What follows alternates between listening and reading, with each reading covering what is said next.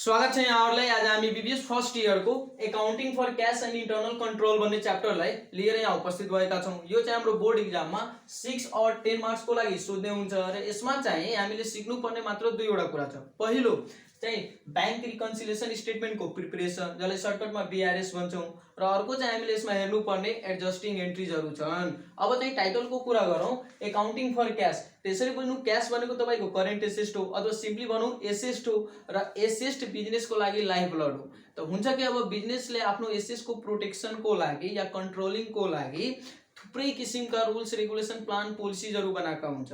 त्यही plan policies rules रेगुलेसनहरुलाई हामी भन्छौं internal control. त सिम्पली बुझ्नु होला, इन्टरनल कन्ट्रोल भनेको म्यानेजमेन्टले लिएको जुन डिसिजन छ for the protection of asset या cash, that is called internal control हैन। अब आउँ बैंक रिकन्सिलिएसन स्टेटमेंट। त यो त्यस्तो स्टेटमेंट हो जुन चाहिँ के को लागि बनाइन्छ त क्याश बुक र पासबुक मा आको जुन अमाउन्ट डिफरेन्सिएसन छ, अमाउन्ट को जुन फरक छ, त्यो फरकलाई सेटल गर्नलाई या सच्याउनलाई, रिकन्सिलिएसन को अर्थ हुन्छ सच्याउनु, सच्याउनलाई बनाइएको जुन स्टेटमेंट छ त्यो स्टेटमेन्टलाई हामी भन्छौं बैंक रिकन्सिलिएसन स्टेटमेंट। आज जे जति एक्टिभिटीजहरु भइराको छन्, जस्तै पर्चेज को कुरा गरौँ या जति पनि फाइनेन्शियल एक्टिभिटीजहरु कुनै बिजनेसले गरिरहेको छ, त्यो सबै कुराको रेकर्डिङ बैंकले पनि राख्दै छ, यता कम्पनीले पनि राख्दै छ। किनभने म्याक्सिमम एक्टिभिटीजहरु बैंक थ्रु भइरहेको छ। हाम्रो पेमेन्ट होस् चाहे रिसिप्ट को कुरा होस्, सबै बैंक थ्रु भइरहेको छ। यस, त कम्पनीले रेकर्ड गर्ने जुन बुक छ, ट्रान्जेक्सनहरुलाई रेकर्ड गर्ने जुन बुक छ, त्यसलाई हामी क्याश बुक भन्छौं,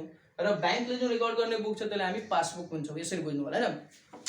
त त्यही एक्टिभिटीजहरु जुन चाहिँ कम्पनीले एक्टिभिटीजहरु गरेको छ या फाइनेन्शियल ट्रान्जेक्सनहरु अकर भएको छन् कम्पनीमा, त्यही एक्टिभिटीजहरु यता पासबुकमा पनि रेकर्डिङ हुन्छ, त्यही एक्टिभिटीजहरु क्याशबुकमा पनि रेकर्डिङ हुन्छ।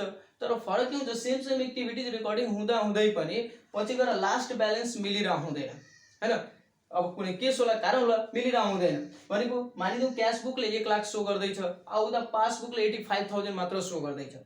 सेम ट्रान्जेक्सन को रेकर्डिङ हुँदा हुँदै ब्यालेन्स सेम भएन त हो। अब ब्यालेन्स सेम भएन भने अब त्यसले सच्याउनु पर्यो, कहाँ मिस्टेक छ त्यो हेर्नु पर्यो। त त्यसको लागि एउटा स्टेटमेन्ट प्रिपेयर गरिन्छ, त्यो स्टेटमेन्टलाई हामी भन्छौं बैंक रिकन्सिलिएसन स्टेटमेन्ट। बस यति क्लियर गर्नु होला कि बैंक रिकन्सिलिएसन स्टेटमेन्ट भनेको त्यो स्टेटमेन्ट हो जसले चाहिँ यो क्याश बुक र पासबुक को डिफरेन्सेस ब्यालेन्सलाई सच्याउनलाई बनाइन्छ। बस यति क्लियर गरिदिनु होला। अब हेर्नु त यहाँ क्याश बुक भनेको कम्पनीको बुक हो या कम्पनीले रेकर्ड गर्ने बुक हो। यसमा हुन्छ कि डेबिटमा अल इन्कम गेन्स, जति पनि रिसिप्ट छ आउने त्यो सबै चाहिँ डेबिटमा हेराउनु होला क्याश बुकको, जो कि हामीले गरिसकेको छौं। अनि अर्को चाहिँ क्रेडिट साइडमा सबै एक्सपेन्सेस लसेस रेकर्ड हुन्छ। जस्तै triple column double column cash book बनाउँदाखेरि तपाईले यही रुल फलो गर्नुभएको थियो, डेबिटमा सबै रिसिप्टहरु र क्रेडिटमा जति पनि पेमेन्टहरु छ। त्यसैगरी तपाईको पासबुकमा जुन कि चाहिँ हामी जनरली भन्छौं बैंक स्टेटमेन्ट को बुक हो या बैंक स्टेटमेन्ट हो या बैंकले बनाउने बुक हो, यसरी बुझ्नु होला।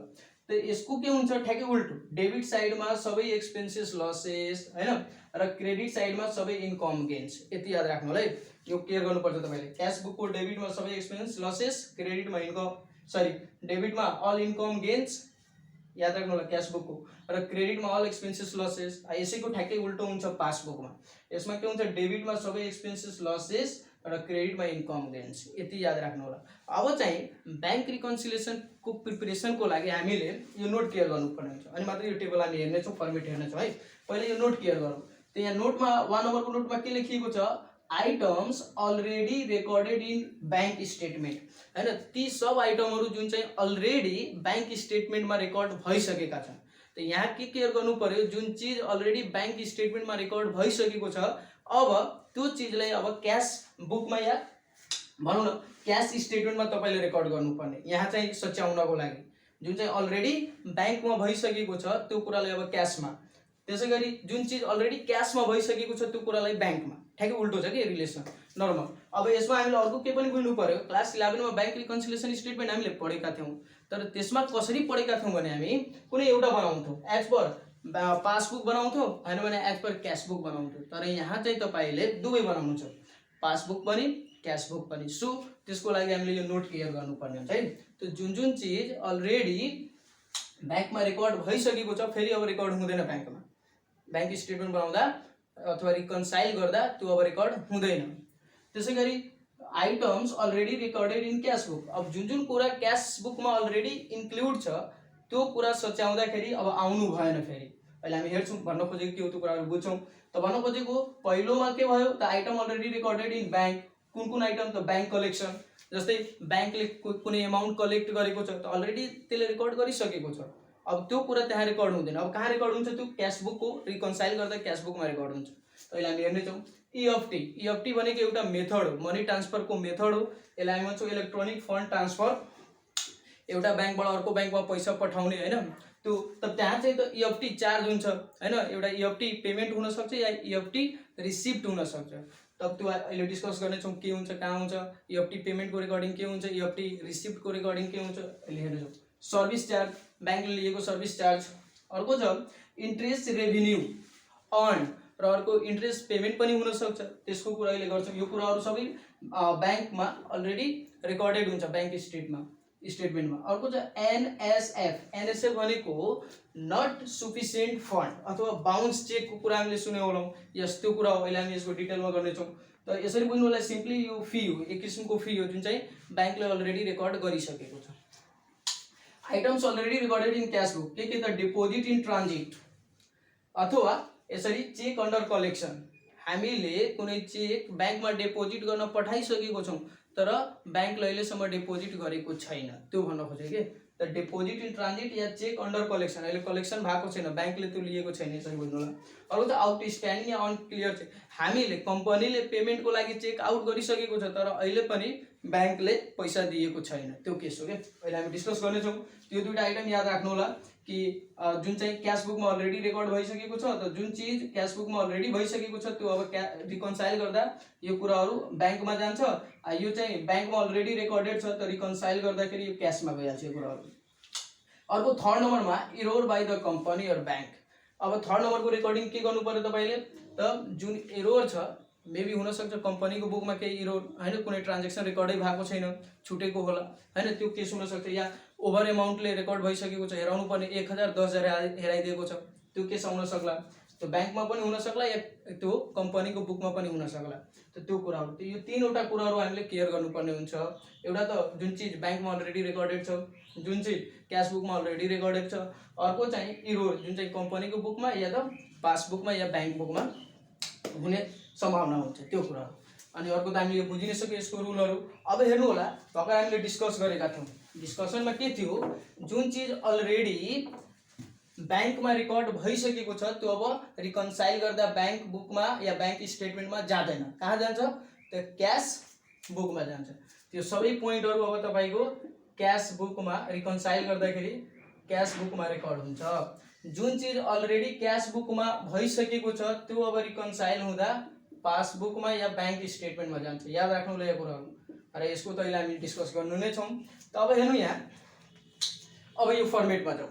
त फर्मेटमा हामीले के गरेको छौँ, ब्याङ्क रिकन्सिलिएसन स्टेटमेन्ट यहाँ हुनेछ तपाईँको पार्टिकुलर्स, भर्टिकल फर्मेट छ हाम्रो, पार्टिकुलर्स एमाउन्ट यानी एमाउन्ट। त यहाँ अब हेर्नु त के गर्नु पर्यो, balance as per bank statement. यो जुन ब्यालेन्स हुन्छ अनएडजस्टेड ब्यालेन्स हुन्छ, जुन कि तपाईँलाई क्वेसनमा अलरेडी दिएको हुन्छ कि क्वेसनमा तपाईँले डेबिट ब्यालेन्स दिएको हुन्छ नर्मल। त ब्यालेन्स जुन दिएको छ तपाईँले त्यो हालिदिनु होला, जुन ब्यालेन्स दिएको छ। कुनै बेला तपाईँले डेबिट ब्यालेन्स क्रेडिट ब्यालेन्स भनिदिन्छ, त केयर गर्नु होला। हामीले भनिसक्यौँ कि पासबुकको डेबिटले के सो गर्छ र क्यासबुकको डेबिटले के सो गर्छ, हामीलाई थाहा भइसकेको छ। क्यासबुकको डेबिटले हाम्रो इन्कमलाई सो गर्छ होइन, इन्कमलाई सो गर्छ।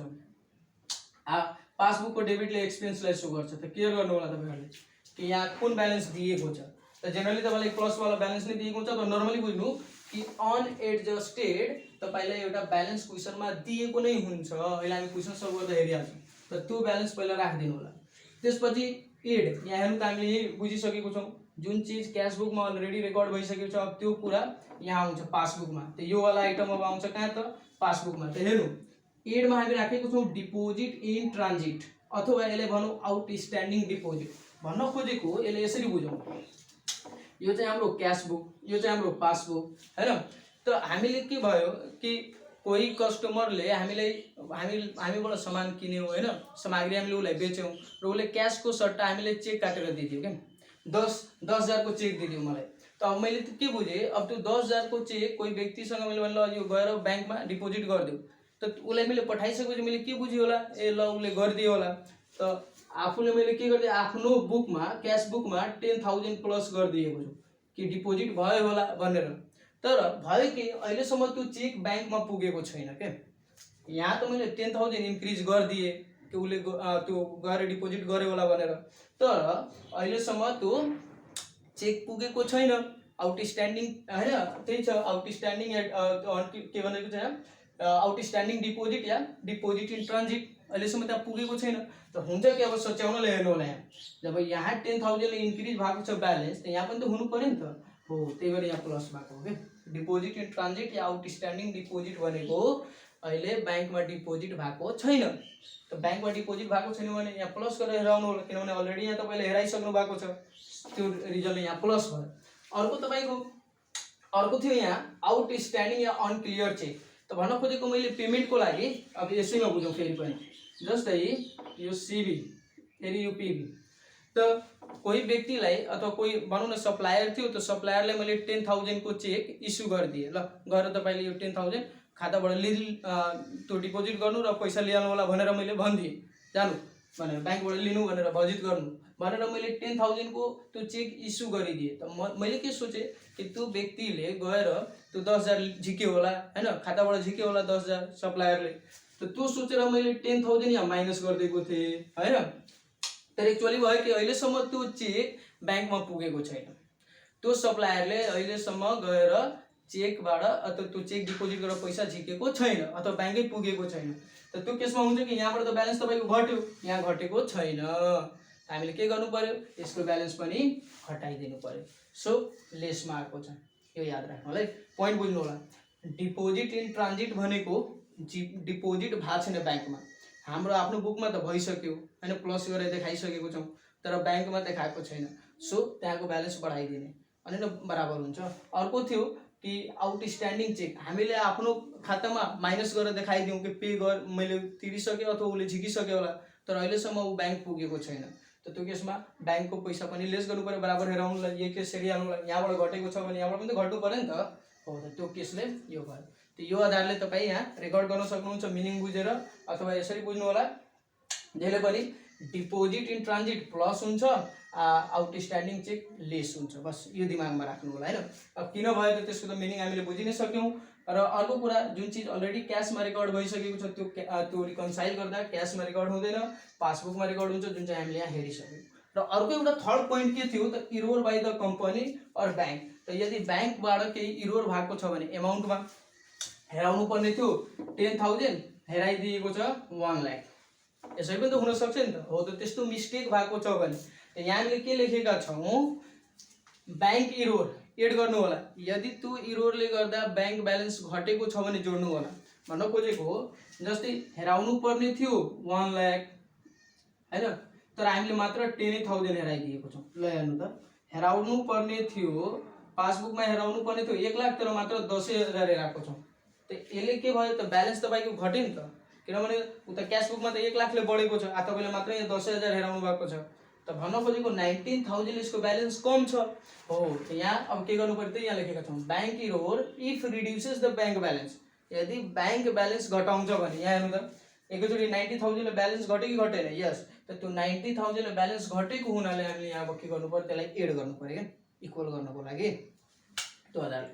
अब त्यही उल्टो भयो भने होइन, हेराउनु पर्ने थियो 10,000 तर 1 लाख हेराइदिएको छौँ, त ब्यालेन्स यहाँ बढी छ, त बढी छ भने यहाँबाट माइनस गरिदिनु होला, त्यही कि पासबुकबाट यदि त्यस्तो ब्यालेन्स इन्क्रिज भइरहेको छ त्यसले गर्दा त माइनस गरेर बराबर गरिदिनु होला, इक्वल गर्नु छ कि हामीलाई त्यो आधारले।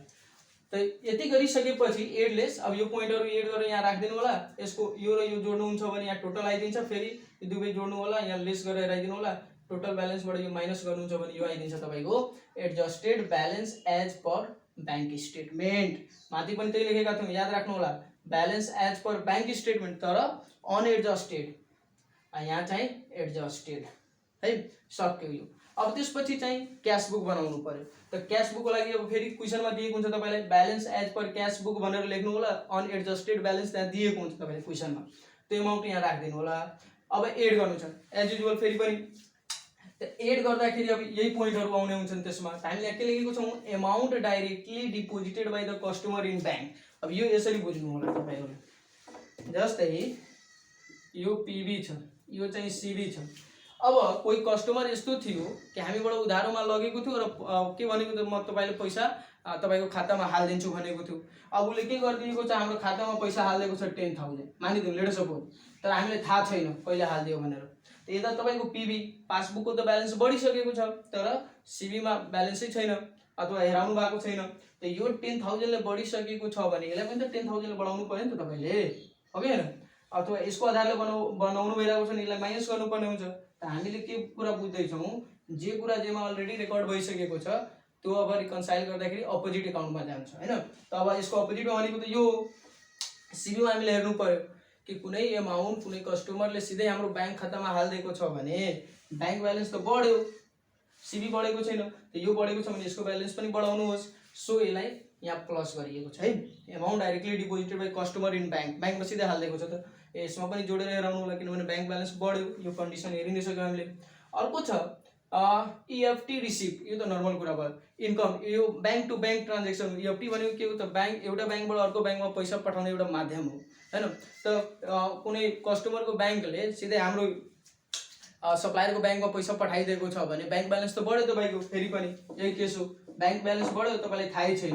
त के हुन्छ यो बढिसकेको छ भने यसलाई पनि प्लस गर्नु हैन भने यसलाई माइनस गर्नु। त हामी अहिले के बुझिरहेको छौं यो आधारले तपाईले यसमा के गर्ने प्लस गर्ने। सो यसमा के गर्ने त प्लस गर्ने, रिसिप्टलाई प्लस गर्ने। त्यही के गरी पेमेन्ट हुन्थ्यो त यहाँबाट पनि माइनस हुन्थ्यो, त यहाँ माइनस छ भने यहाँबाट पनि माइनस हुन्छ हैन। त त्यो आधारले इन्ट्रेस्ट अन, अब इन्ट्रेस्ट अन बैंकले इन्ट्रेस्ट अन गर्यो त फेरि बैंक ब्यालेन्स बढ्यो तपाईको यतातिर थाहै छैन हैन।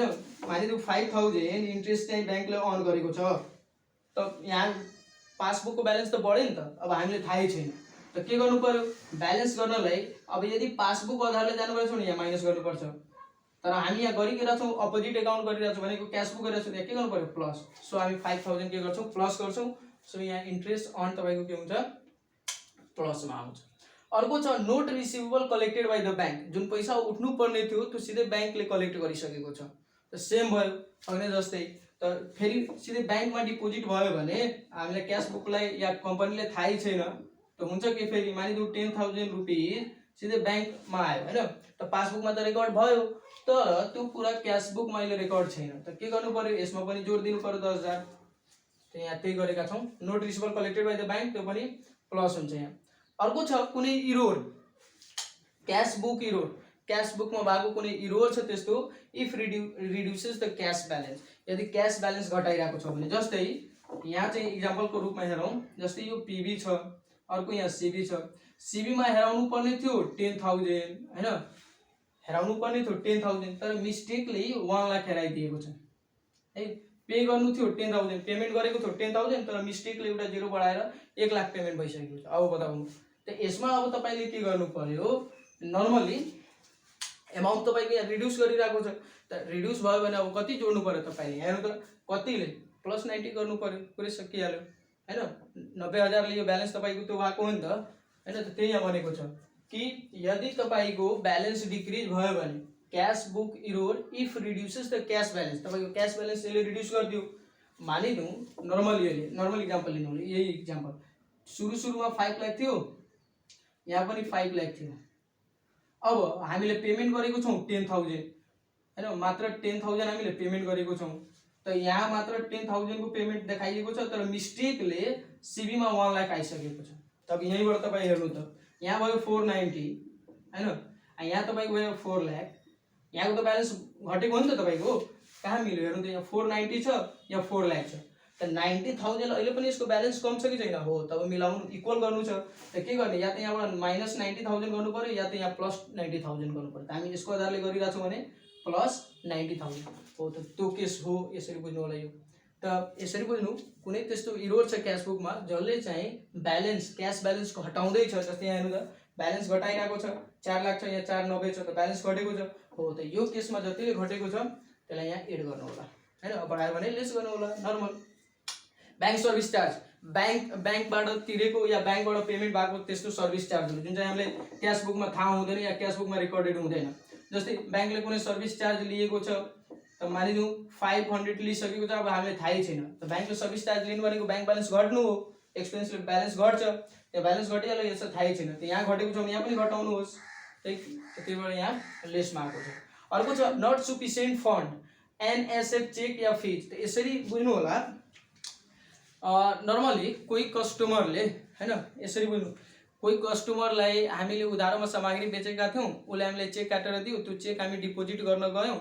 अब डिपोजिट गर्ने क्रममा के थाहा भयो डिपोजिट गर्दा कि जो डेप्टरले हामीले चेक दिएको थियो त्यो डेप्टरको एकाउन्टमा पैसै छैन, त्यो कस्टमरको एकाउन्टमा पैसै छैन हैन, त्यसले भन्छ बाउन्स चेक हो।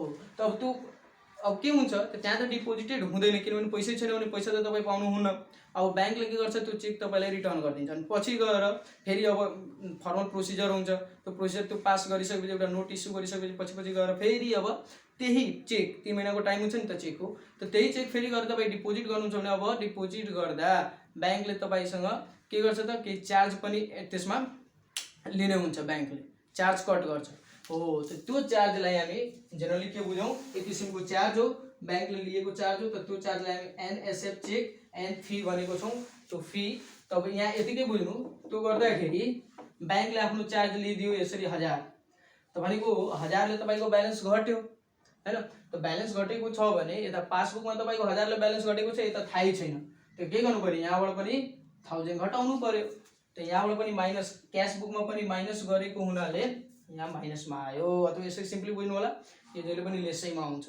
अर्को छ चेक प्रिन्टिङ एन्ड चार्जेस, भनेको चेक प्रिन्ट गर्दा या चार्ज त्यस्तो छ भने ब्याङ्कमा हेरेको छौँ, क्यासमा हेरेको छ भने क्यासमा हेर्नुपर्छ, सो माइनस गरेर। एफटी पेमेन्ट हामीले बुझिसक्यौँ, रिसिप्ट त्यहाँ हुन्छ भने पेमेन्ट यहाँ हुन्छ। Amount directly paid by the bank हो, यो पनि बुझ्नु पर्यो कि कुनै एमाउन्ट सिधै सप्लायरलाई ब्याङ्कैले तिर्दिएको छ, क्यास बुकलाई थाहै छैन हैन, यसरी पनि त हुनसक्छ नि त, कुनै पेमेन्ट सिधै ब्याङ्कले गरिदिएको छ, क्यास बुकमा त्यसको रेकर्डिङै छैन, त मानिदिउँ 1000 पेमेन्ट गरिदिएको छ ब्याङ्कले, कोही सप्लायरले या मतलब कुनैमा गरिदिएको छ, अब यता सिबीमा रेकर्डेडै छैन, त के गर्नु पर्यो, यहाँबाट तपाईँको 1000 ब्यालेन्स घटिसकेको छ, सो बराबर गर्नले यहाँबाट पनि 1000 घटाउनुहोस्, सो यहाँ माइनसमा आयो क्या।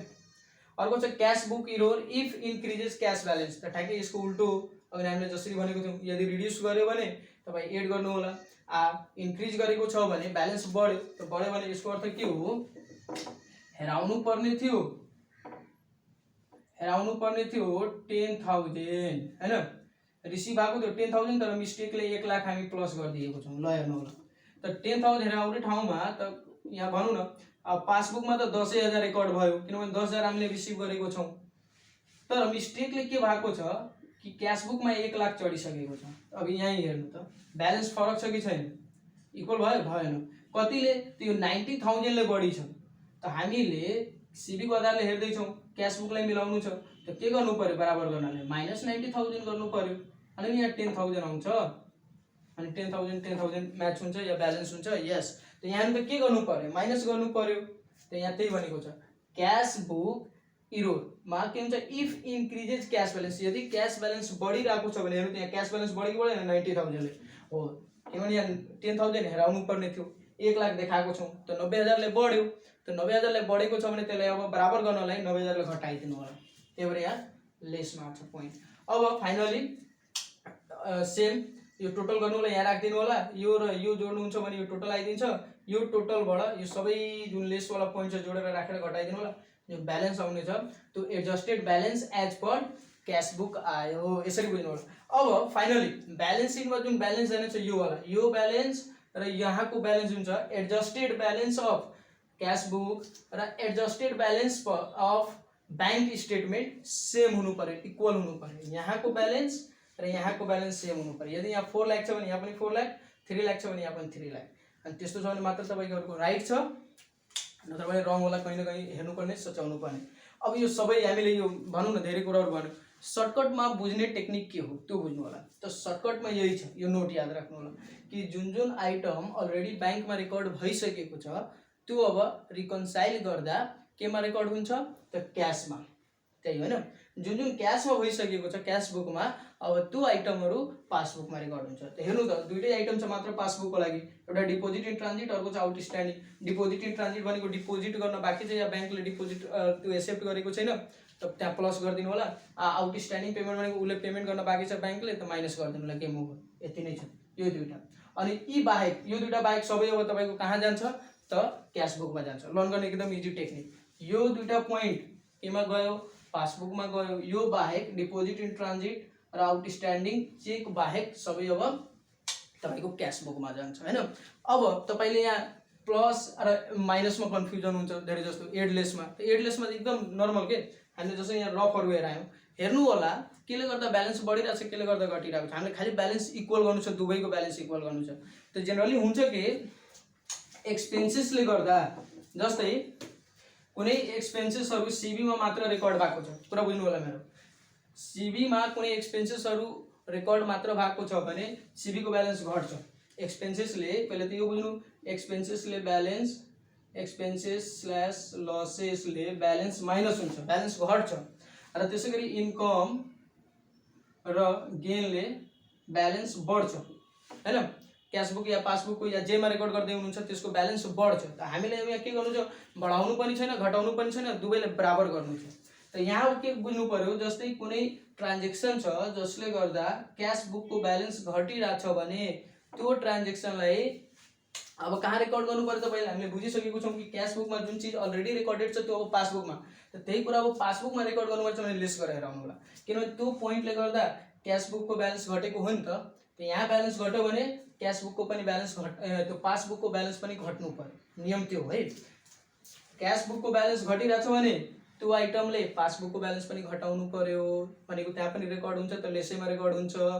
यदि कुनै आइटम क्यास बुकमा रेकर्ड भएको छ र त्यसले गर्दा ब्यालेन्स बढेको छ भनेको कुनै इन्कम गेन हामीले गरेको छौँ डिपोजिट भएको छ या भनौँ न पैसा आएको छ र त्यसले गर्दा क्यास ब्यालेन्स बढेको छ भने त्यो चिज अब तपाईँ पासबुकमा रेकर्ड गर्दै हुनुहुन्छ भने त्यसले पनि पासबुकको ब्यालेन्स बढाउनु पर्यो। त बढाउनको लागि के गर्ने एड गरिदिने त्यो हो नियम के। अहिले हामी क्वेसन बनाउने छौँ त्यहाँ एकदम इजी भइहाल्छ क्लियर भइहाल्छ बस रफली याद राख्नु होला हैन। यति याद राख्नुपर्छ कि एक्सपेन्सेस लसेसले ब्यालेन्स घटाउँछ।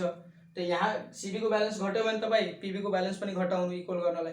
अर्को इन्कम गेनले ब्यालेन्स इन्क्रिज गर्छ। त यदि सीबीको ब्यालेन्स बढेको छ भने तपाईँको पीबीको ब्यालेन्स पनि बढाउनु